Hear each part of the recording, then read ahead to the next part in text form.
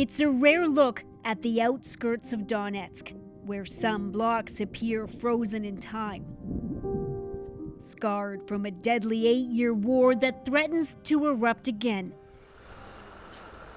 If you're going through Ukraine, the only way into this place is through a series of checkpoints and roadblocks. You need permission from the Ukrainian military, as well as from Russian-backed separatists, who frequently deny the scrutinizing glare of the foreign media. But CBC was recently given access to go over the control line that divides the Donbass.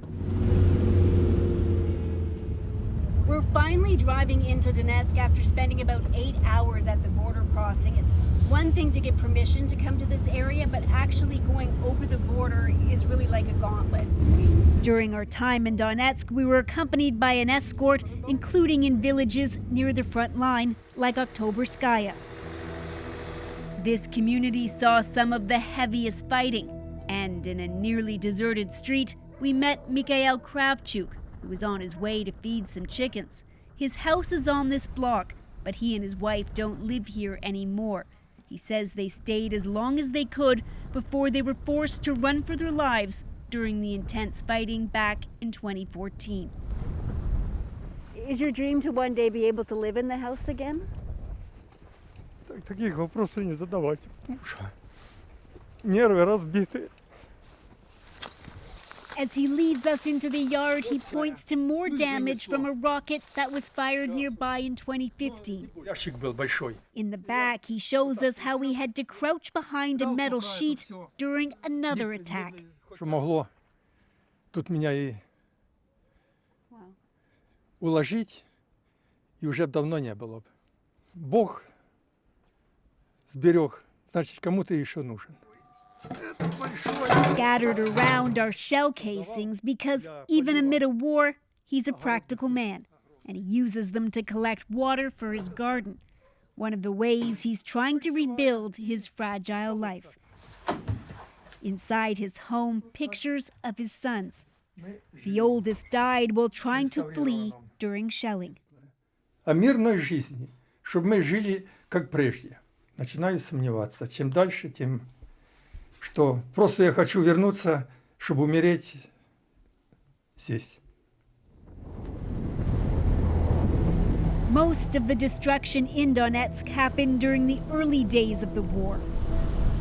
The airport was an epicenter of one of the battles between Russian-backed separatists and the Ukrainian military. It still lies in ruin. More than 14,000 people have been killed on both sides of the 420-kilometer dividing line. Next, we traveled 30 kilometers southeast of Donetsk to the community of Alexandrivka and met the Azorin family, where 3 generations live together in a meager house in a mining town. All of the adults here say they've nearly died after being caught up in shelling. For Vida, it was in November while she was on her way to work.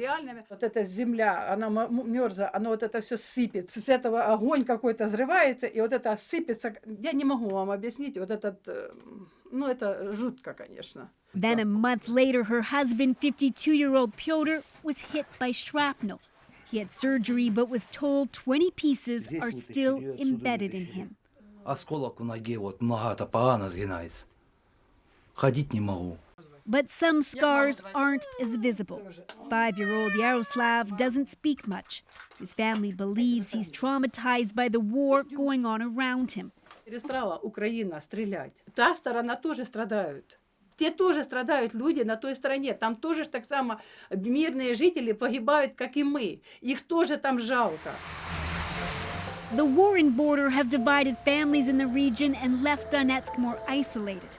The self-proclaimed republic isn't recognized by Canada or most of the world. 900,000 live in this city, where an 11 p.m. curfew is in place most of the week, but lifted on the weekend. On a Saturday night, young people take advantage of the extra hours at a bar downtown.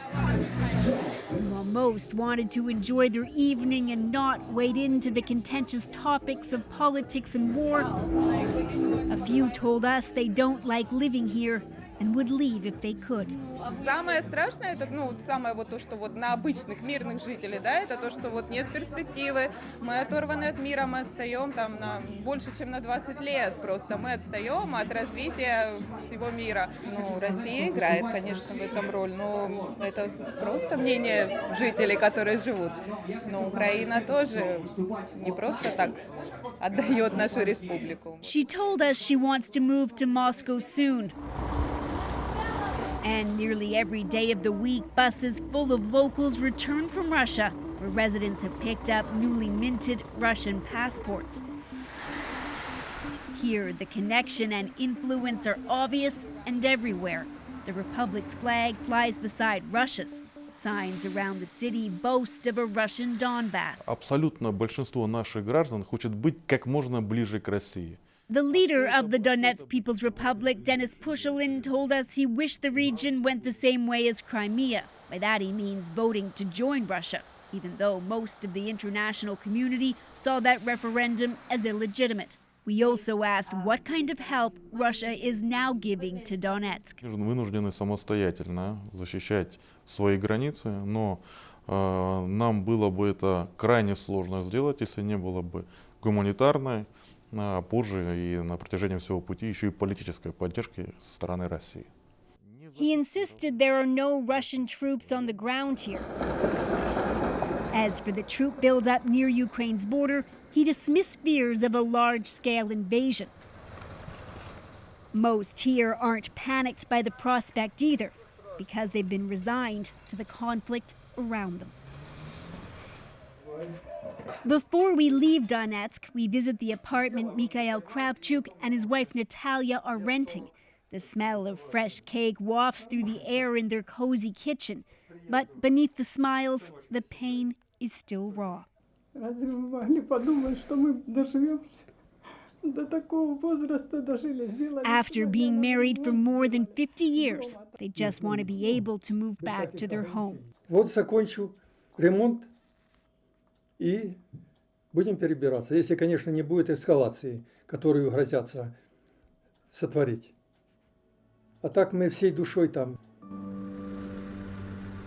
For now, he's left holding on to the memories of his family's life on this street before they lived in the shadow of war. So Breyer, as we pointed out, this is a place that journalists usually don't have access to. What was it like to be there? Well, it was interesting, Ian, because we had permission to go, but even when we were on our way there, we weren't quite sure what to expect because we had this escort from the security services that was assigned to us. So we weren't sure whether he would be intervening or interrupting or questioning, but that really didn't happen. We had some restrictions put on us because we couldn't move into certain areas where there was active fighting going on, but we were allowed to speak to people on the street and in the bars, as you saw there. And it is really quite something to hear people talk about being resigned to living in the middle of a conflict zone and not too worried about, a troop buildup or potential invasion because war has just become a part of their life. And the other thing that I want to mention around that border, which I didn't get time to put in the story, is that the border restrictions make it very difficult for people to come in and out of Donetsk.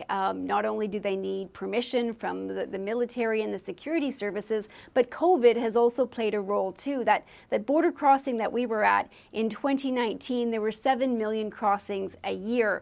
Well, now with COVID, it's dropped dramatically, just 28,000 a year. And so you have people that are already traumatized, living in a conflict zone, in a war, that face the added isolation of being separated from their families.